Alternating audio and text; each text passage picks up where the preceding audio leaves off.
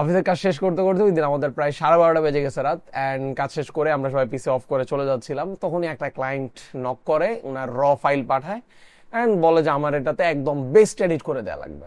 তা আমি একটু করে ফাইল লিখছি অ্যান্ড বলছি যে ওকে ভাই ঠিক আছে, আমি দেখছি, কালকে আমরা এই ডিটেলস কথা বলবো, আমি সময় নিয়ে দেখবো। উনি বলে যে না, আমার এটা আপনি এখনই দেখা লাগবে, এখনই দেখে এটা আপনি কনফার্ম করা লাগবে, আমার এটা আর্জেন্ট প্রজেক্ট, আর আপনার বেস্ট প্যাকেজ কি আছে, আমার বেস্ট এডিট যেটা ওইটা লাগবে, অনেক অ্যানিমেশন দেখা লাগবে। তা বলছে আচ্ছা ঠিক আছে ওকে, আপনার যেটা আর্জেন্ট। আমি মিটিংয়ে বসলাম, দেখে আমি ওনার ফুটেজগুলো উনি সবাই ভালোভাবে দেখলাম সময় নিয়ে। দেখে আমি ওভারঅল কন্টেন্টটা দেখে আমার কাছে যে কনসেপ্ট মনে হয়েছে, এই কন্টেন্টে খুব বেশি অ্যানিমেশনের প্রয়োজনই নেই। কারণ ওনারা মানে ওভারঅল বুঝে চাইছে যে এটা একটা ন্যাচারাল ফুড, এটা একটা ন্যাচারাল খাবার, একটা ন্যাচারাল প্লেসে যে শুট করছে।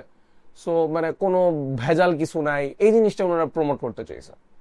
তো মানে লেটস ধরেন জামশেদ মজুমদারের কন্টেন্ট গুলো যেমন হয় আর কি, ওই টাইপের কন্টেন্টে আপনি যদি হিউজ অ্যানিমেশন দেন, এটা কাইন্ড অফ মানে একদম মানে জগা খিচুড়ি টাইপের হয়ে যাবে। একটাতে মানুষজন আপনার সাথে কানেক্ট ফিল করে, কারণ আপনি ওর সাথে একদম রিয়েল থাকতেছেন, যেমন আমি আপনাদের সাথে একদম পুরো রিয়েল থেকে কথা বলতেছি, রাইট? আরেকটা হচ্ছে আমি বলতেছি আজকের ভিডিওতে আমি আপনাদেরকে 3টা টিপস শেখাবো। এটা হচ্ছে একদম মানে টিপস টাইপ স্ক্রিপ্টেড কন্টেন্ট। তো ওই কন্টেন্টটা হচ্ছে একটা র কন্টেন্ট, ওটাতে যদি আমি হিউজ অ্যানিমেশন করতে যাই, এই কন্টেন্টটা খারাপ হয়ে যাবে। হয়তো সিম্পল কিছু টুকটাক অ্যানিমেশন করে দেওয়া যায়।